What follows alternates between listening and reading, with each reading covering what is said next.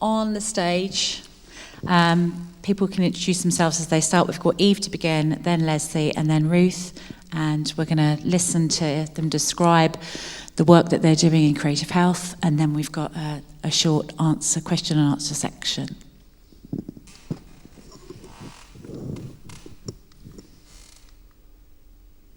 Hi everyone, my name's Eve Ashton and I am the Centre Manager for the Torbay Library, so I oversee 4 libraries and I work for Libraries Unlimited, who are the charity that run the 54 libraries across Devon and Torbay. Across our county we have over 136,000 active library users. We had nearly 2.3 million people through our doors last year. And we run regular events and activities for all people of all ages and abilities, and last year had over 230,000 people attend our events. We are very fortunate to be a national portfolio organisation, which means that we are really supported by the Arts Council to run our creative projects. We're also very fortunate to have over 100 volunteers who support our home library service and deliver books and activities to those who may not be able to come to us, providing that social interaction. We have an amazing team of dedicated staff and volunteers, and our ethos for our organisation is enriching lives and building communities. The reason we want to do this is to tackle social isolation and loneliness, inspire creativity and a love of reading, and reduce inequalities and break down barriers within our communities. We cannot do the work we do alone, and as you'll see in the slides, we have a large number of projects we run with partner organisations, such as health organisations and local artists, to really bring those expertise and something different to what we do. I've included a photo on the slide of one of the libraries that I manage, that's Torquay Library. It looks like a very traditional building, and it's one of those myths of libraries that it's that shush place where you can't talk. But actually you'll see in a minute that so much goes on inside these buildings. So starting off with Start Well, we run regular bounce and rhyme sessions for families in our libraries, supporting both literacy levels, early years skills and socialisation for parents. We find that a lot of parents make friends through our bounce and rhyme sessions. We run starting school sessions alongside crafting activities to embed a positive mind frame about starting school. We also offer baby sensory sessions across our libraries, often with specialists in the room, so whether that's breastfeeding experts or professionals from family hubs. We take part in the National Summer Reading Challenge, which presents accessible events over the summer for children, and again really gives that social interaction and also continues reading over the summer, which is really important. Our libraries also run drama and theatre and art sessions for young people with a focus on improving mental health and building their confidence. An example of this is a current project that we're currently running at Paignton Library called Creative Minds, supported by the wonderful Penny, and that's for young people aged 16 to 25, and that has a theme of belonging and really making the library feel like it's for them through a creative outlet. Moving on to Live Well, we have artist-facilitated cultural projects, particularly with minority communities across our county, such as refugee and asylum seekers and those who are LGBTQ+. An example of this is The Gatherers, which is a project celebrating the importance of the natural world to people's mental health.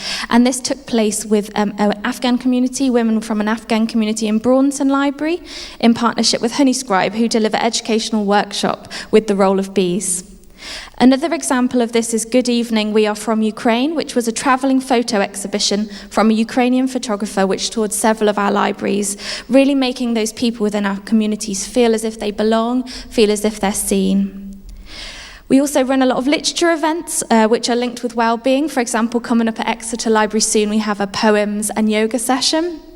And we run lots of other sessions that improve our community's well-being, such as adult colouring sessions, film nights, pet therapy, walking for well-being groups and gardening clubs. And lots of our libraries run in-house mindfulness crafting groups. Knit and Natter is very, very popular across our libraries, as you can imagine. Our libraries run international cafes, community board game groups, and lots of community sheds and men's sheds. For example, Newton Abbot are currently placing a large emphasis on supporting men's mental health through their library. A huge one for us is our Warm Libraries campaign, so emphasising how libraries can be that warm, welcoming space with a friendly face for everyone in the community. It's one of the last free spaces within our community, and we give lots of practical resources to help people with loneliness, budgeting, health and wellbeing. Moving on to Age Well. So our libraries have hosted lots of memory cafes and memory collections, and we work with local care homes and professionals to deliver sessions. An example of this is a recent Lost Memories exhibition at Paignton Library, which was a multi-video installation which draws on an artist's experience of being a carer for his mother who has Alzheimer's. This artist also ran a workshop to explore useful exercises to de-stress and look at creative ways to tell stories of care and dementia through sharing experiences and writing. We hold local history talks, which give people a real sense of place within their community. Our libraries work with carers. For example, Paignton Library hosted a carers singing circle with local organisation We Need Music. We celebrate Dementia Action Week, we run digital health workshops, and one really key area for us, as I've mentioned before, is tackling loneliness and social isolation. An example you can see in the photo with the two ladies laughing, that was at Churston Library. These two ladies came to a knit and chat group, and they came from very different backgrounds, came to the library for very different reasons, and they are now the best of friends. So it's a really wonderful way for people to make connections. And then finally, Die Well. Several of our libraries run death cafes and have really good connections with local death doulas, so that really supports people towards the end of their life. And an example of a large creative health project we ran was Finding Connection Through Loss, which was a grief art project where artwork and music captured the stories and feelings of those who attended special grief cafes and workshop sessions across our libraries. We're really proud of the work that we do across our libraries through the lifespan, and we are always open to new suggestions and working with new partners. Thanks, Eve. I can absolutely account for the yes and approach for Devon Libraries. Definitely works. Lesley, all yours. Is this one microphone working? That's good to start. Are you going to click me on? Hello, I'm Lesley Self. I work for ArtCare at Salisbury District Hospital, and apart from all the sort of fantastic music and visual arts we do, we also have an amazing permanent collection of historic items. Since our Heritage Lottery bid in 2015, we estimate we've got something like 200,000 photographs, instruments, documents all relating to the healthcare in the Salisbury region. So I'm just going to talk to you a little bit about that today. So one of the amazing parts of this project has been the volunteers that have worked with us, who've allowed us to scan, record and share the collection that we have. I mean, I wouldn't have any time to do all of that work myself. We also have an amazing website which allows that work to be shared much wider than just people who come to our hospital. We have regularly have calls from places like the BBC, researchers, and during COVID, I think we were inundated with people wanting to know more about what's in our collections. We do lots of, it's a great opportunity to collaborate with other organisations.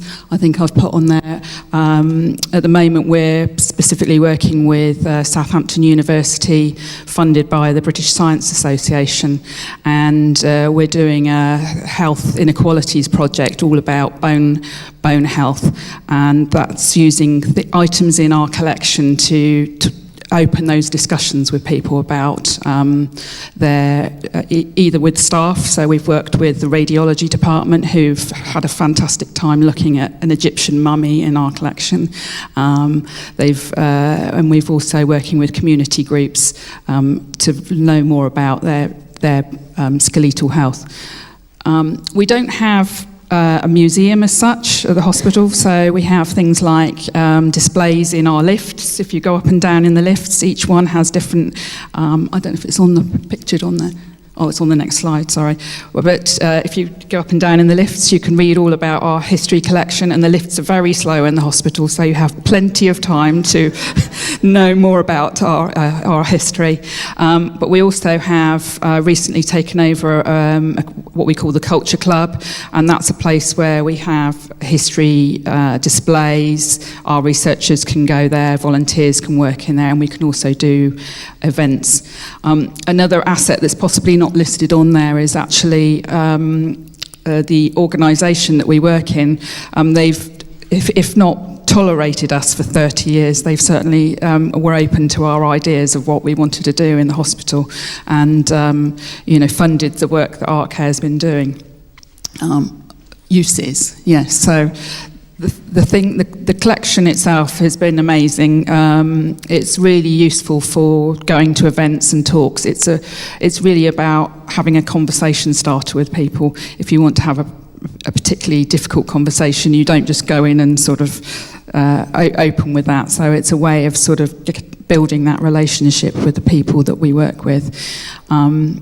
We have we can do lots of research and sort of come up with different topics that help, not just in the sort of social history of the city, but also for different sort of medical and health-related topics.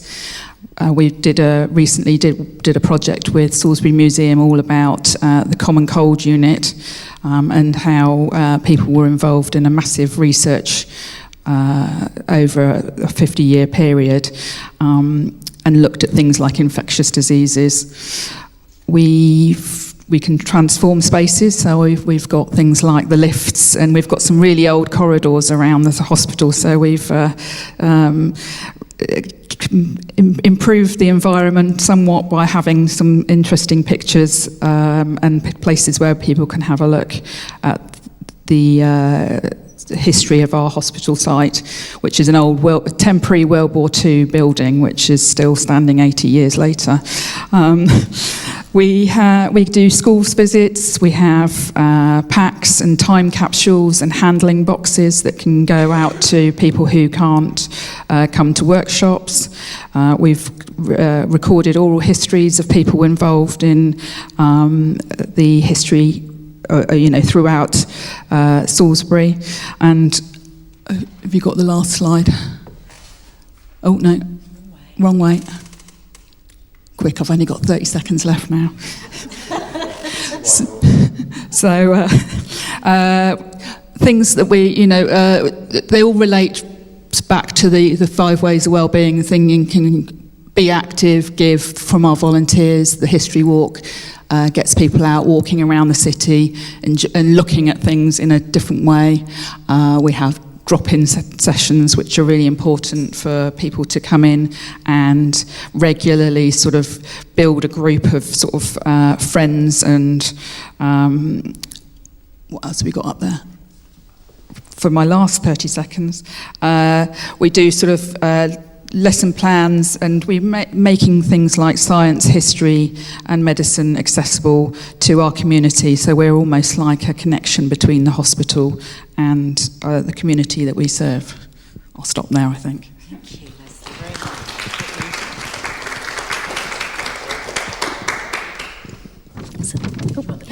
Thank you. Hello, so my name's Ruth Yoxon, and I work as the Engagement and Inclusion Coordinator for Wessex Archaeology. Wessex Archaeology is a commercial archaeology and heritage provider and educational charity. Our team of over 300 experts deliver specialist skills below and above ground, both on land and on water. As the name Wessex would suggest, our head office is based in Salisbury, but we are now both national and international organisation, with offices in Bristol, Kent, Sheffield, Edinburgh and abroad. And our commercial archaeology work can take us all over the place. So although our offices are based in those locations, we can go well beyond those spaces as well. As a registered charity, community engagement is at the heart of what we do. We're committed to promoting education in science, the arts, culture and heritage. And the knowledge gained through serving our commercial clients is used to enhance the experiences of individuals, communities and organisations alike. We've always done education, so school visits and events and the like, but through our inclusion work, we've explored how we can use the amazing resources at our fingertips, the expert knowledge amongst our staff, and the tangible access to heritage to create longer-term investments into communities where we work. So we recognise that we've got a lot to give the heritage, inclusion and wellbeing space. Archaeology is all about stories, and people relate to those. Whether places, people or stuff, people can develop deep connections to places and people through archaeology in a very different way. And heritage can improve people's mental health, resulting in happier and healthier communities. Our heritage inclusion work is now 5 years old. My colleague Lee, who couldn't be here today, was brought in with an understanding of Salisbury's community and a diary of contacts, specifically to work on what heritage inclusion could look like, primarily social prescribing, which my colleague Zoe will talk about later on, and our Well City Salisbury project, which formed that social prescribing formed the beginnings of Well City Salisbury. Our inclusion work has since snowballed into an array of wellbeing projects supporting people both young and old in Salisbury and beyond. We have an abundance of information to share with people, and it's our job to work out how to creatively share that. So I've just selected a few projects that we've done over the years that speak a bit to the start well, live well, age well. We don't currently do anything with die well, but we're considering our options around that as well. Especially with the number of bones we look at.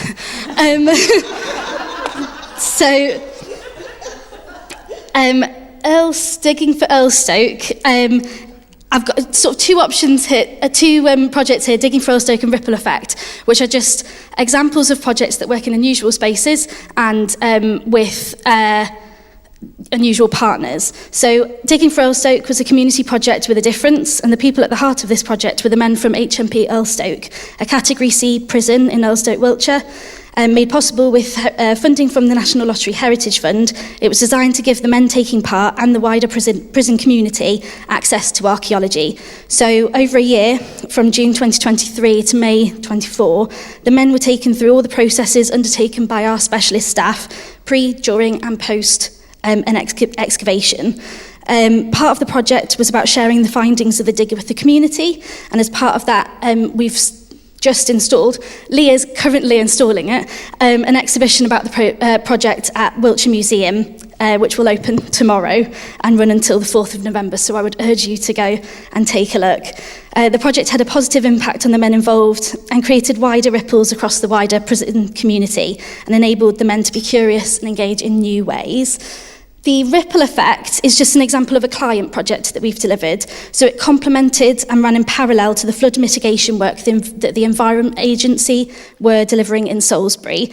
We delivered this over 2 years, and with access to experts, behind-the-scenes knowledge, information, tours and access, and access to a project artist, we provided a way for participants to record and share their experiences of participating and learning on the project, and learn more about what was happening in Salisbury and how that connected those people to the place where they live. The creative activities delivered reflected the access to the experts and sites, and it was a huge social opportunity for the group that took part. Every day, for example, they shared breakfast together and they shared all these experiences together, and they're still in touch now. So another project, just thinking about starting well, is Project Rejuvenate, which I delivered last year. So funded by Historic England, this pilot project, alongside partners, was delivered 12 weeks of once-a-week child-led outdoor activities and experiences for a group of 12 Year 9 pupils with low confidence and engagement in school, including low attendance. Sessions were designed to create chances for increased autonomy and self-determination and support participants in building transferable skills and improve well-being, all through a stronger connection to the historic and natural environment. All sessions were outdoors, and all sessions involved skills-based learning and heritage experiences. So we began with building a shared settlement inspired by prehistoric ancestors at Langford Lakes. We dug up evidence of our ancestors at Coombersit Nature Reserve. We went and visited reconstructed prehistoric spaces, and then we returned to share and reflect at our settlement, which the young people fondly referred to as their place. This project was all about helping young people to explore the theme of settlement and place and what that means to them and what does their place look like. And finally, I've got probably like 10 seconds. The other one I want to talk about is Dig In, which relates to the sort of age well. Dig In is a community archaeology cafe that we run in Salisbury. Once a month, someone different from our specialist team of archaeologists comes and delivers a very simple 15-minute talk. Something unusual and weird is always weird. I think Lee was telling me that last month someone was talking about poo. So it can be all sorts of things. And then after the 15 minutes of very accessible talk, then there's 45 minutes of questions and answers and opportunities for the people in the audience to chat to the expert, chat to each other. And it's the question and answer bit that's really the important part.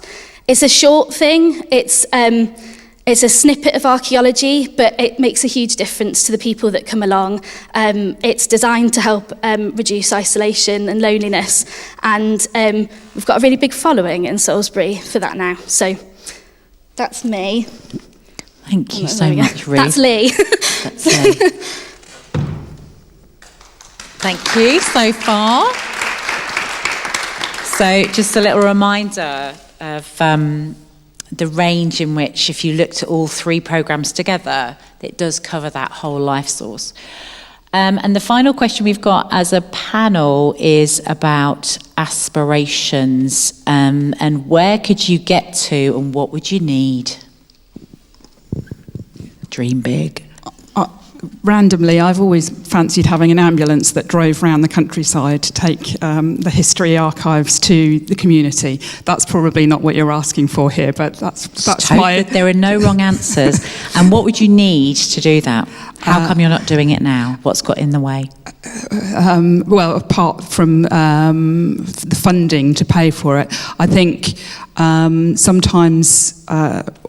We do lots of work within the hospital, and actually we've been doing, with the history collection predominantly, we've been doing a lot more work within our community, and actually it's convincing people that going out to the community before they even got to the hospital building is a valid use of our time. So part of that prevention. Yes, absolutely. Seeing them before they need to come through the door, what Peter, you were talking about earlier.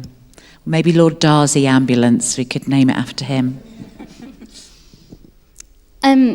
One for me would be, personally, because I am predominantly based at our Bristol office, I'd like to develop our work over there. So most of our inclusion work has been from the Salisbury office and with the Salisbury community, and we've got a really, really good connection with communities there. But I'd like to develop what we're doing over in Bristol. And also just thinking about having a more diverse array of partners and interesting ideas. One project I didn't mention was the project that we've just delivered, the pilot project with ArtCare called the Welcome Project, which was just a 6-week sort of intervention to see what could happen if we give international staff at the hospital, staff who have come from overseas, an opportunity to engage with various different heritage experiences and what sort of difference that could make with those people being able to build a community with the staff, and also explore that place where they're now living. There's more we'd like to do with that, obviously dependent on funding again. But yeah, whether some of these ideas that we've begun in Salisbury could spread out into further places that we work as well. So while we're on that topic, I know that we've got Julie in the room from Bristol waving her hand. But also for anyone who's watching online, whether you're watching live now again or whether you're watching on YouTube, please do send in your hello, wave your hand and say yes and we'd love more. So the point of today is we can only show you a fraction of what's happening, but this is the point where you put your hand up and say, I can help, I can support, I could help reduce that barrier. And often it can be money, but sometimes it can be other things. Yeah, for us as a library service, we'd really like to now invest in that prevent agenda as well. So do what we can in our communities as that place to reduce health inequalities. And we're starting to do that. So we've just literally last week started to loan blood pressure monitors from Paignton Library. So that's really exciting. And I think what we need are those partnerships. That's really important for us. I think anything is possible in a library. So we'd really love people to think of us as that space to be and that partner to work with, because we do have that footfall and vulnerable people feel like libraries are a really safe space. So I feel like we are capable of holding so much and partnering with so many people. And then obviously, like all of the charities, funding is another big one. So alongside our core services, we obviously need funding to continue these extra projects as well. So buying materials and just really making sure there's no barriers to be able to access what we provide. Even though we run a lot of our events free or at really low cost, it's sometimes those added extras that really make the impact. And I think all of you do work outside of a main building, which is why this section was included, is to help people remember that, yes, we do as a nation have MPOs, and we do have big organisations and big spaces like this that we're in now, Wiltshire Music Centre, we have museums, we have art galleries, but lots of people can't get there. So it's important that Creative Health continues to be imaginative and innovative in the way that it reaches people where they're at. Anything else you'd like to say from the floor? Anyone in the room? One question? Yes. I'm afraid I missed 20 minutes of the first session, so apologies if this has already been covered. It's been touched on here, but I just want to say I'm Rachel. I work for Wiltshire Oral Music. I'm a trustee at Wiltshire Scrap Store, and sadly lots of years now, of museum education. The power of volunteering in this is huge, absolutely huge. Somebody said there it is part of the 5 pillars, it's giving. Volunteers in creative places like us have wonderful things to give, and they gain so much as well. So don't forget volunteers. They're not just giving, they're getting. And for many, especially what I've seen at Wiltshire Scrap Store, is they get wonderful health and wellness and physical boosts because of connections. Thank you. That was definitely a yes and from Simeon, wasn't it? And a yes but and a yes. So it's I think the greatest thing about Creative Health is there's always more than one answer, and we're not afraid of having ambiguity, and that ambiguity is normal because we understand that people are different. I can check. I think just for the recording, Peter. Thank you. I was just reflecting on both health and social inequality and volunteering, and whilst volunteering can reach quite a lot of our communities, it excludes some bits, those people who are looking after 3 kids and doing 3 jobs and don't have any time to do anything other than that. And this is not a criticism of the previous comment and indeed the earlier comments. It is just about, I guess it's always a reminder for me about how sometimes with the best will in the world, what we think we are doing to be inclusive can sometimes widen a divide, and how do we pay attention to that and think differently and apply all of our creative juices to that problem as well? Lots of questions as well as answers. I think we're at time. We're a little bit over. It's coffee break time. For those of you at home, please do take a break, stretch your legs. Feel free to send us some more comments and questions. If we don't get to answer them in the room, we will answer them online after the event. And thank you so much. Thank you, Sarah, for the tech. So a quick welcome back to everyone while our next round of amazing presenters are on the stage. Oh, best to hand over the clicker of power. It's going to be Well City first, which is our Zoe here, just adjusting herself. Then we've got Gemma from Dorset, and we've got Amabel to finish from Gloucestershire. So, but first we're going to hear from a partner that couldn't be in the room today, which is Scott O'Hara from Seed Sedgemoor.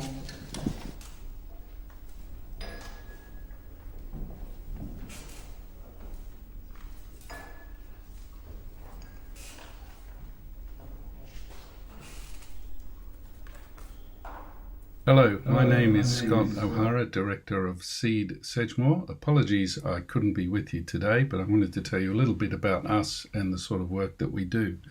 So Seed is a community-led and directed consortium of local grassroots organisations, and we're working to improve the lives of people living and working in Sedgemoor through creative arts-based activities. The communities we work with believe that arts, culture and creativity bring about positive changes and benefits to their lives and the places in which they live. So this includes bringing a shared sense of identity and community, increasing well-being through the reduction of loneliness and isolation, improving mental and physical health through creativity as an early intervention strategy. All of our activities are co-designed with the participants themselves, and that we design them in response to the needs that they identify. We work with participants aged between 3 and 103, with live well and age well stages being our focus. Here's some news coverage of one of our very recent projects that show off the many different characters of Somerset.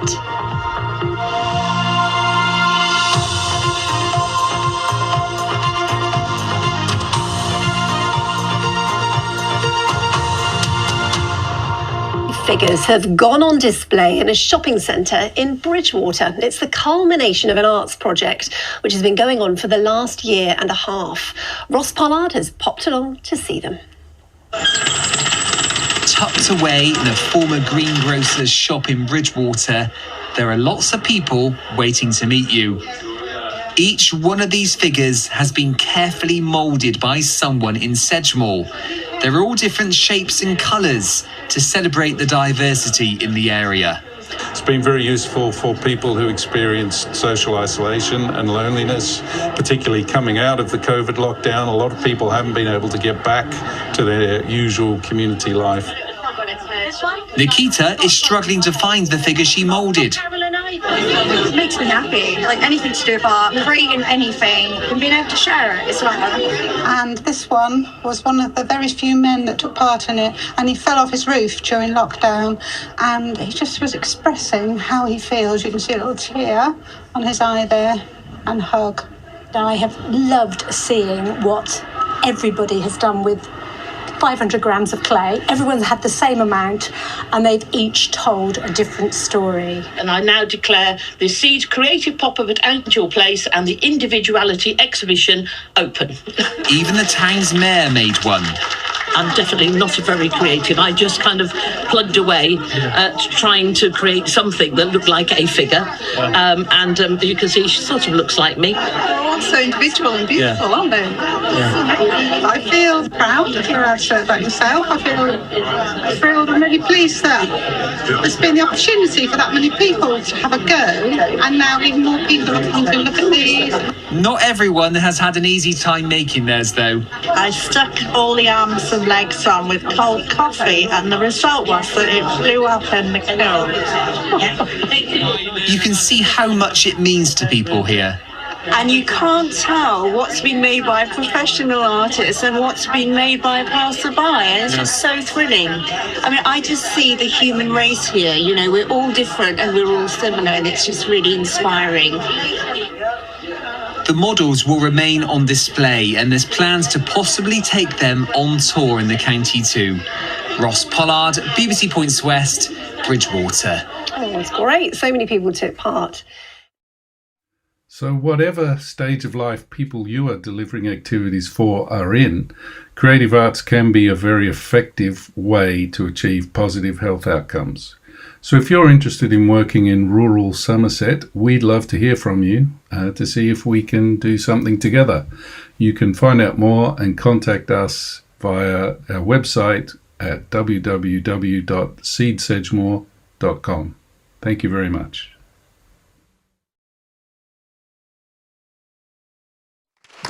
And we're starting off, we'd like you to think of it almost like watching a theory of change in action, where we're starting with one of the major projects that's creative health in Wiltshire, which is Well City. Then we're listening to how Dorset are taking all the creative health that's already happening and looking to move to that new strategic level. And then we're hearing from Gloucestershire, who've been in that strategic level overlap between health commissioning and creative health delivery for a long time now.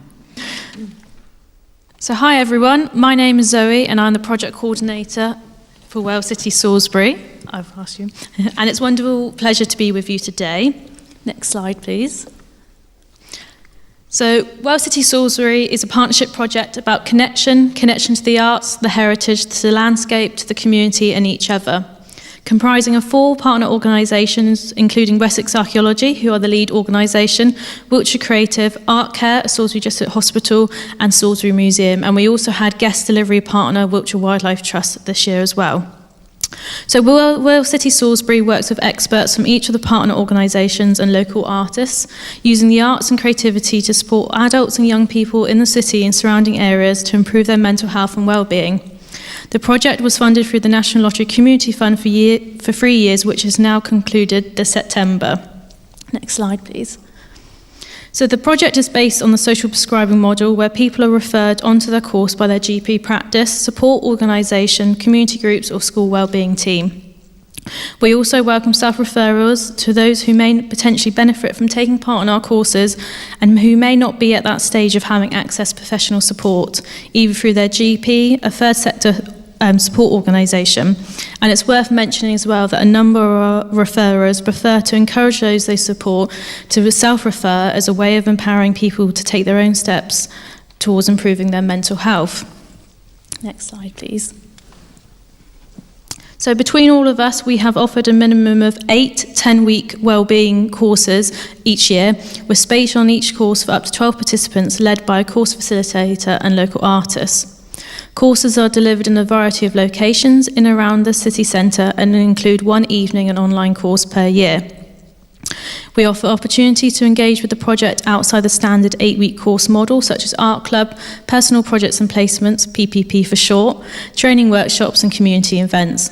These all create further opportunities of engagement with each other, the project and other local groups and organisations.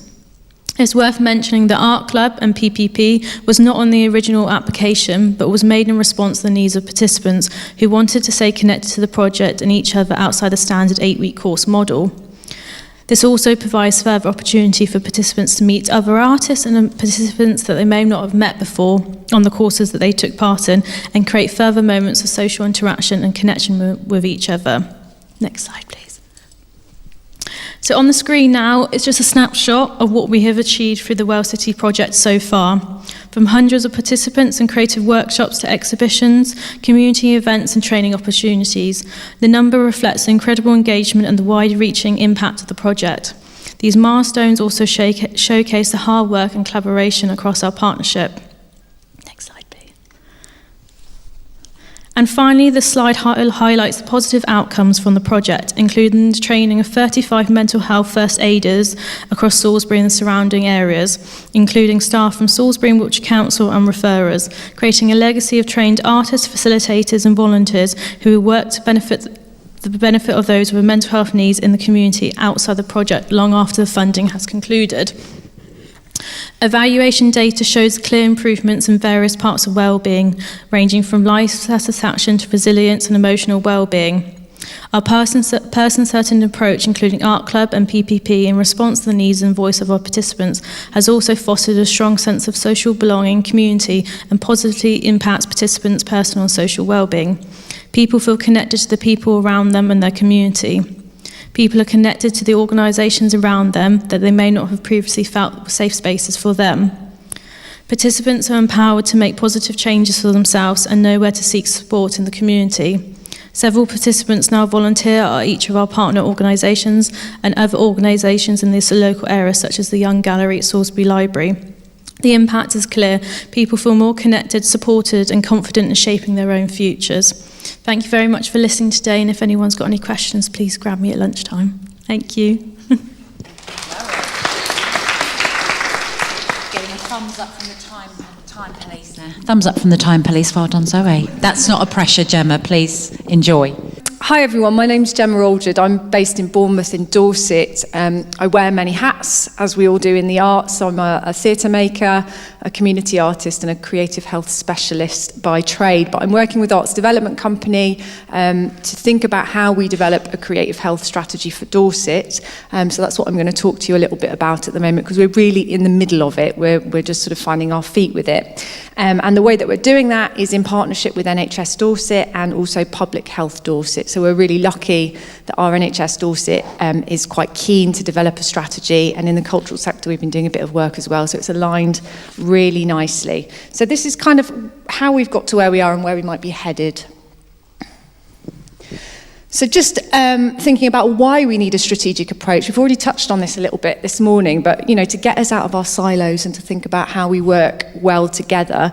I'm sure none of us need reminding of why this stuff works and the evidence that exists, but if you do, there's some brilliant organisations there with lots of fantastic reports. But for us in Dorset, we're really interested in the idea that we know creative health can benefit people, but we also know that access to it is not equal, and so that we could be reinforcing health inequalities if we don't do something about it. So using a strategic approach, hopefully we can get to something like this. That everybody in Dorset understands the importance of creativity as a key component of healthy living. So it's about that advocacy. A lot of people think the arts aren't for them. They don't understand how it might relate to their health. So a strategy could support us to do that advocacy. It also could help us create opportunities for more access, and that access is equitable and relevant to people in their communities, and that ultimately, very simply, she says, although rather complex systems, will improve health and well-being for everybody in Dorset. So that's hopefully where we're going to head to. What we've done, or what I've been doing in my role, is kind of making a sense of where we're at. So I was employed in 2023 to just understand what creative health looked like in Dorset.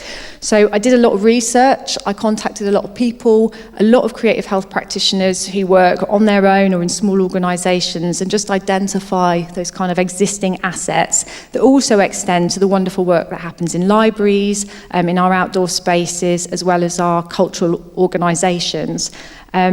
And then to think about what the challenges and opportunities were, and also to think about that at national, regional and local level, because there's a lot happening in all those different spaces that ties up. And what I discovered is in Dorset, and I suspect probably in the Southwest generally, the challenges we have are mirrored in the national picture. So those barriers and opportunities are the same. Started exploring the systems, so connecting with our partners in health and local authority. And then spent a lot of time attending things like this, really to understand what else is going on in the rest of the country and how people are working, and connecting with my peers in other counties who are developing strategies, and developing those networks and relationships so that when we're ready for change, we've got the people to deliver that with in Dorset. So it's a really nice big bit of work.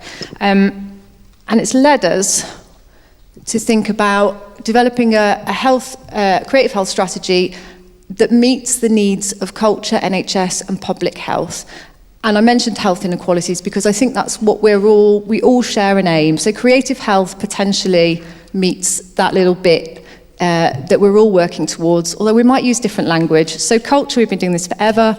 We want to reach more audiences, access and inclusion. That's all the kind of language we talk about, the NHS, Core 20+5, public health, health inequalities. It's all the same thing, even if we're using different languages. So that's the place where we are starting from. I wanted to add this in because it's really been helpful for me thinking about how to explain the kind of nuances of this work. I borrowed the pyramid from health. There's lots of health pyramids. But if you think at the bottom level, you've got a universal offer. So that's everybody. They're probably in quite good health.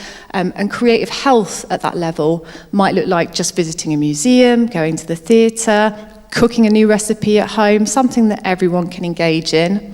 And then as we go up, we find that we've got supported creative health offers and then more targeted creative health offers, which are often done by really experienced creative health practitioners, often as part of multidisciplinary teams. So I'm finding that quite useful in talking about what we're talking about if we're thinking about creating a strategy and what that might look like at different levels and who's involved in delivering that.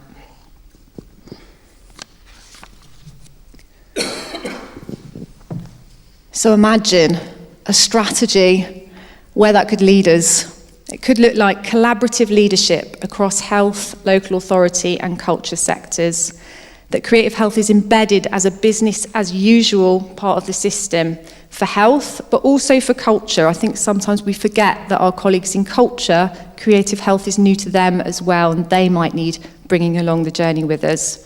And also in communities, that it's integrated as part of multidisciplinary, person-centred pathways of care. You know, this new vision that we have for the NHS, the one we're all agreed on, this holistic approach, that we are fully integrated into it, and that we build that potential together, and that we learn from each other so that everyone can benefit. A couple of quick examples. I hope I've got time. But thinking about the Live Well, Age Well, from an age well perspective, in Dorset at the moment, we have some brilliant work in Parkinson's dance. It's been going on for many, many years in different places. We know it's evidence-based, and we also know it's got lots of other positive psychosocial outcomes contributing to health. So how could a strategy ensure that everyone can access this? Because at the moment, it's unfairly distributed. And who do we need to involve to make sure that happens? So yeah, just thinking about how we integrate, how we work closer together, and how a strategy can inform that. And again, for early years and children and young people, so much of the joint forward plans around young people's mental health and thinking about how we support that. We know we could be doing so much more. There's brilliant work happening from newborns all the way through to sort of 25, that 18 to 25 group. So we've already got the practice, we've already got the skills. How can a strategy make sure that we can scale that up? How could we work with CAMS, for example, to sort of hit those waiting well young people? And how can we make sure that our young people are really prepared for adult life and have increased healthy years as a consequence in adulthood? Finally, Penny asked me to make a call to action. So if you are able to influence how to develop a strategy in your area in any way, shape or form, these two things: invest in doing the groundwork, invest in finding out what's going on, what are the challenges and opportunities, do that research, because when doing that, you'll find the people who will help you to deliver on this in future. And finally, connect the wonderful work of NCCH and CHWA and all of the other support organisations and colleagues around the country. There are plenty of people working on this right now who want to drive things forward. And because we work in the arts, we're all willing to help each other. So it's great. Thank you, Gemma, very much. Hi, everyone. I'm a stander-upper and a wanderer about, so forgive me for that. Do you remember the camera? I will. Hey. All right, maybe don't remember the camera. Oh, no, I need to go. So I'm Amabel Mortimer. I work in Gloucestershire. I have, I suppose, come from a young fledgling artist, creative health facilitator, up through the sort of creative health ranks, if you like, with an interval in there as with some lived experience as well. And then I'm lucky enough now to work with the University of Gloucestershire. How my role came around, I suppose, just to give you a quick bit of background, is Gloucestershire Creative Health Consortium, which is the 5 arts on prescription providers in the county of Gloucestershire, pulled together, and they were funded by an integrated care board grant to do that piece of work. The reason that they were together was because they were the funded arts on prescription providers. It's not a big girls club, big boys club, anything like that. It is just the work they were doing. So, how did Gloucestershire get where we were? Next slide, please, Penny. So the importance, what I was going to do is just talk you through what we've done, really. So articulating what we do. And these are the sorts of key messages that I would urge you guys to take when you're thinking about connecting and investing, as Gemma was saying. So clarity and messaging. Clearly explain what creative health is. Make it easy for our audience to understand what it is. They may not understand the terminology we use, and we don't always understand the health terminology, so ensuring that we're well equipped. Know why we're asking the partners and funders to support creative health. What difference will it make to their priorities? Use existing evidence.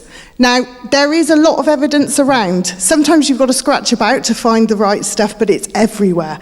And we've just got to look, and we've all got it in our organisations. Spark evidence-based curiosity. Be proactive in every engagement. Enthusiasm is infectious. It's how I got where I am. Widely celebrate what we do. Capture the hearts and minds of the audiences. All these stories that you're seeing today, that's what we're doing. Include people with lived experience. Support them to tell their story. And that might mean that you've got to dig deep in your pockets to pay these people to come and talk, because actually that is a really key person-centred way of working that we can pride ourselves on. Next slide, please, Penny. Understanding the health landscape. So again, know your audience, understand their priorities and speak a language that they understand. So looking at the Darcy report, predict and prevent, absolutely key, it's what we do. Find shared vision and values and build upon joint commonalities. Understand where your expertise fits. Health strategies, as I just said, are increasingly prevention focused. We know Creative Health offers personalised options for people living with physical and mental health conditions. We have the evidence, we have the practice. Ask the difficult questions, open dialogues, build trust, build respect. Sometimes it can be really challenging, but we do have the keys to unlock these. Don't always ask for money, ask for commitment. Can you have creative health slots in meetings, embedded in strategies? Create a memorandum of understanding. Something that one of our partners in the Creative Health Consortium does is she doesn't call it funding, she calls it investment. Genius. Next slide, please, Penny. So, identifying and unlocking your partnerships. Map and use existing system-wide assets. Use your contacts. Identify the early adopters. There's always going to be somebody in our local health authority. We've got people that are photographers and musicians and also health practitioners. They're the ones. Go and see them. They'll understand. Enlist cross-sector support. Identify creative health champions to provide their perspectives. Underpin your partnerships with co-production principles. If people feel bought in, you'll be on the same page much quicker. Introduce creative health language. So we have an integrated care strategy in Gloucestershire, as I'm sure most of you do in your areas, and we managed to get creative health in there 6 times simply by being sat around the table. Model person-centred practice. It's what we do. It's what we do best. Ensure working together is a positive experience. Forge and sustain longer-term relationships and utilise them for your future initiatives. And allow time. Be patient. Changing systems can be very slow. Next slide. It might be that we... Oh, yep, we're on. Yeah, I think we're back to just reflecting on the difference that it makes where time allows for continued supported work to grow where it's at. So again, we've heard where in Wiltshire you've got major projects like Celebrating Age, like Well City, and there's plenty of others. But at the moment, Wiltshire lacks any kind of system, consistent uptake beyond some really terrific local area boards who are consistently seeing the benefit at a local level, but that message is not yet consistently getting further up the tree of power. Is it a tree of power? I don't know if it's a tree of power. It's a tree of power today. Gemma and the Dorset system are in the room together. They're doing exactly what you're describing. They're actually trying to untangle the complex aspects. They're trying to find a common future horizon that they can all decide that, well, it's going to be hard, but we're going to do it anyway. And we'll hear when we unpick with Amabel some of the data behind Gloucester, which is next. That Hannah Gorf, who is she's the ringer. She's the Trojan horse inside the ICB who's allowed on purpose to think about social prescribing and creative health commissioning. She even has a budget. That's how much power. And it's mind-blowing. The amount that they have is the equivalent of what Devon spends in about 3.5 hours. Not per day, on one day. What next and what do you need? Was there anything else to add? I think we're very good in Gloucestershire at really championing what we do. That's not to say we're past the post. There's always more to do. So whilst creative health sits in our integrated care strategy, we are devising a co-produced cultural commissioning strategy as well. So that's all going alongside. So I think, we will champion it, but there's always more for us to learn as well. So, it's kind of all a learning journey for all of us. And it just reminded me, Peter, you said earlier about the strategic overlap, and you mentioned that creative health is mentioned 6 times in the Gloucestershire Health Strategy. It's mentioned 0 times in Wiltshire, it's mentioned 0 times in Devon, it's mentioned 0 times in Somerset. So we do have some way to go, and it's okay to be excited that it's mentioned 6 times, because that is progress and that's okay. And just like we model creative health to an individual who comes through our hands, we have to model the same creative health to our systems. It's okay if the system's feeling a bit shy about it.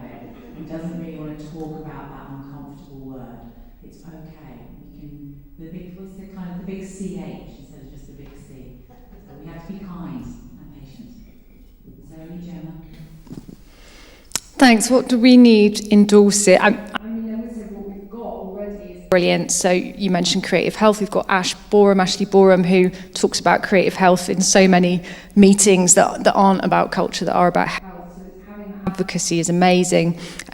We already have quite a lot of trust and goodwill in Dorset, but I would say what we need is to maintain that and build on it, because I think it feels very uncertain when people who've been doing this work for a long time, suddenly these large institutions are at their door going, well, we're going to write a strategy. So it's about moving together and fostering a place of trust and being a trusting and generous person. And then cash, which is just, no one wants to say it, but it's true, every conversation is we can't do this work to the level we'd like to do it, we can't innovate, we can't find the big data sets because we can't sustain the work. We need a dedicated creative health pot of money, nationally, locally, regionally. Opening that up would, I think, change the answers to many of the questions we've already been asking today. Any final words, Zoe? By the way, that's not an unusual thing to think. Wales already have it. They already have creative health associates built into each of their 6 health boards. So what do we need? I think number one answer is always money, funding, but also thinking about, particularly with Wales City Salisbury, the funding was only for 3 years. We're thinking about what's the long-term effect, what can be the legacy. So I think it's also listening to the voices of participants and being in the heart of community and thinking about what can we put in place now to support the community that will be around a long time, even after Wales City ends. How can we get the community to be self-efficient and think about just volunteers in art club and stuff like that can be handed over to them and give ownership to the people in the community, and that can go on for a long time after Wales City. But funding, it's getting people in the room that can make the big decisions and actually us showing them what we can be doing. So yeah, that's what I think we need. Right, I'll check down the back of this sofa if you check down the back of yours. Ladies, thank you very much. Round of applause, please.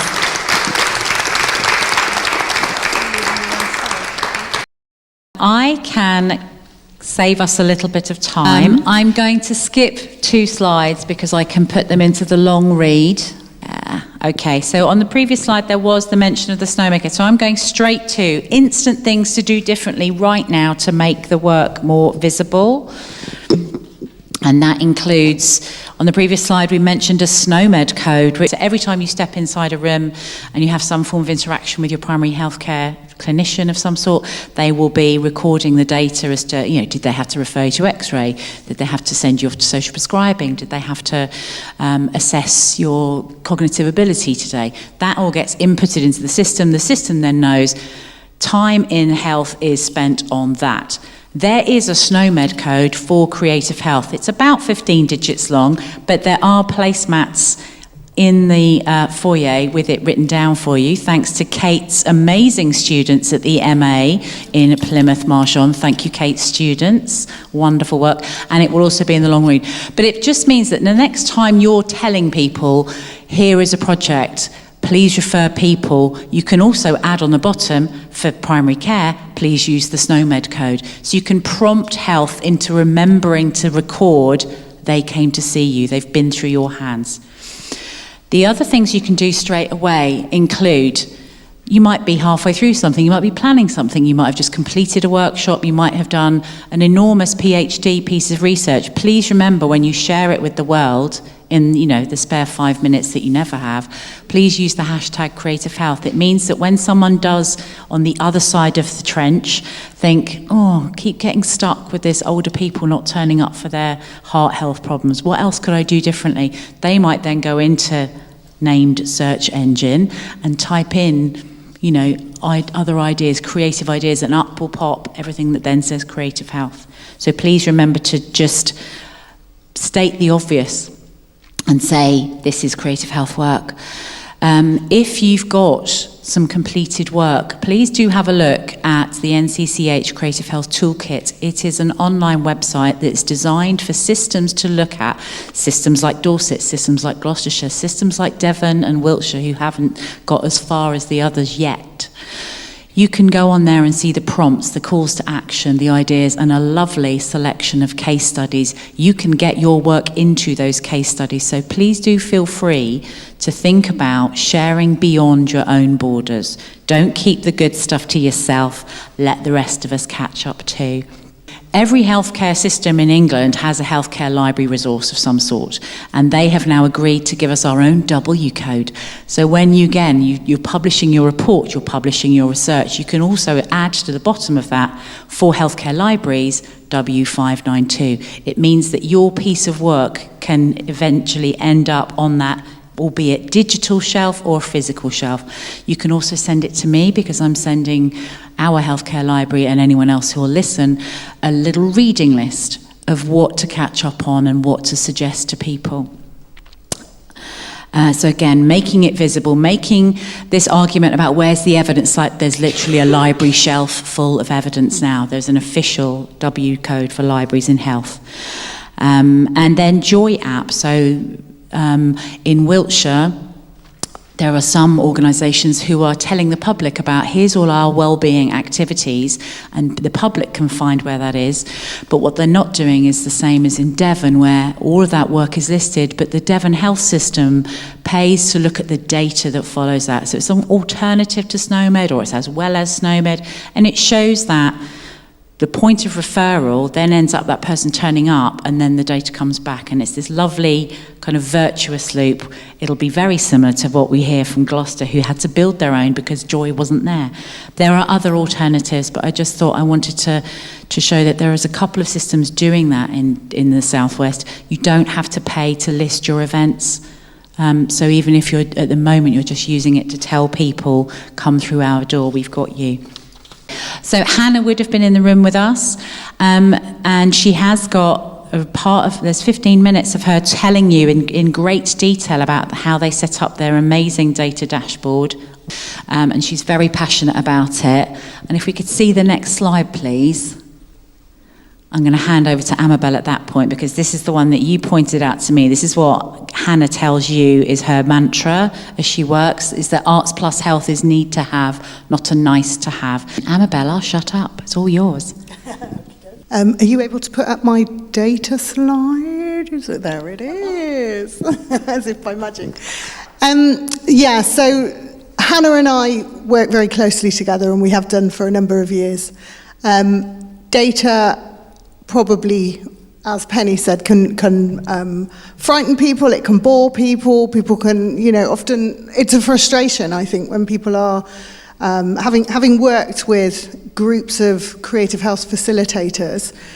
I remember someone saying to me once, it's like being good cop and bad cop. So you're in the room, you're inviting people to sort of play and express and all that, and then you're going to whack them with a great big WebWebs sheet. And people look at it, and people are frightened. They're like, oh, well, okay, I'm here to do this, but now why am I doing this? So collecting data it's a hard job, and it's a hard job to ask our creative health facilitators to do. So we need to have creative ways of doing that. Sometimes we'd have volunteers that might come in and do that particular piece, so that the creative health facilitator wasn't flipping and flopping between sort of what their roles were. Data and stories is vital. It is vital. And these are the sort of things that I would really ask people to keep in mind. So make it count. Illustrate the tangible difference creative health makes. That's what gets us to where we want to be. Evaluate programs, projects and processes. Evidence that fits across the life course pathways. Demonstrate impact. So that's through quality measures, so case studies, videos, exhibitions. People like to tell their story. So, use talking heads, use quotes, all sorts. Demonstrate impact, and that's through quant measures. And our local CEO in Gloucestershire, Gloucestershire, I asked her, do we always need numbers? She was like, absolutely. If you're working with the NHS, they are bean counters. So, as I keep saying, we need to speak their language sometimes. So using things like ONS personal wellbeing questions in the break just now, I was talking to one of our local creative health practitioners, and they were saying at the moment they're all using ONS. So there's a sort of linear quality to the data. Office for National Statistics, and I think it's 5 questions now as opposed to, It's really simple, it's really lovely, it's not an invasive questionnaire like perhaps WenWeb's could be. Equate it to your locality, so high quality health improvers and social value outcomes for individuals and communities. That's the unlocker. Innovate, add to the body of creative health practice and research. Often we will do the research, how do we translate it into practice? So they're my sort of key points, I suppose. This is just a diagram that came out of listening to Gloucestershire as they were kind of explaining some of their work to me, and also listening to other health and creative health people across the southwest. And it's those questions at the top: what data is being measured, and who says that it's valuable? Who's it? And Hannah Gorf again. When you listen to her recording, she's really passionate and she's very clear about how Gloucestershire they didn't just measure what they could measure, they measured what mattered most to whom in the room, and that was the first piece of work. So actually understanding who needs to know, who will care what the outcome is, and therefore how do we measure, how do we try and measure, no matter how hard, how do we try and measure what matters to them. And that the danger is where work is directly commissioned by health or care or other big public authorities, they may know about the work, but if it's not being funded by them, the further you get from those big systems, the more invisible you become, especially if you're a really tiny organisation. So, if it weren't for the fact that knit and natter is in a library and the library is reporting up how many people they see, how much time is spent, if that knit and natter group's in the local village hall and nobody's officially funding it, that amazing work that's changing people's lives is not seen. And that's fine for the people in the room, but it weakens the room for the rest of us, and it makes it harder to keep coming back with that argument of the money is well spent. And the dotted lines, those are the bits that are hard to do, and they're not happening everywhere. They are happening in Gloucestershire. But if you think about when you don't bother to show and share your impact, when you don't bother to share your data, and this is what happens, is you end up doing the amazing work, but you're doing it alone, and meanwhile the system makes plans without you. So that's why from our side we're doing it. Any quick questions before we, where are we now? We're about to go into lunch. Oh my God, amazing.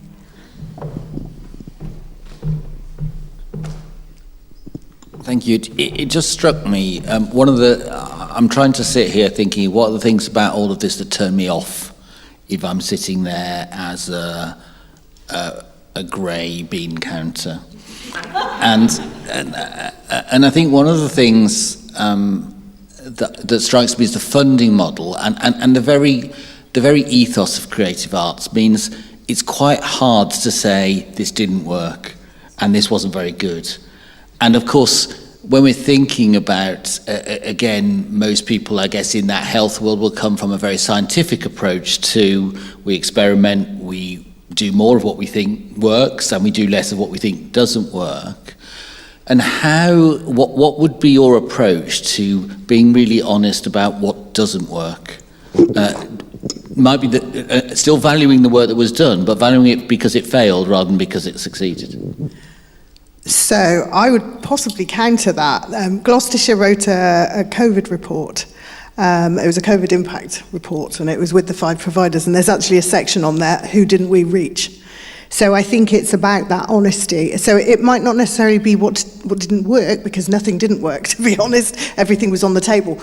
But we, through the data dashboard, from the data that we can collect with Hannah, we were able to look at actually who aren't we reaching, and perhaps why. And sometimes it's about unpicking that why, because we might think we know, but it might be something completely different. So a lot of our work is rooted in co-production and collaborative working.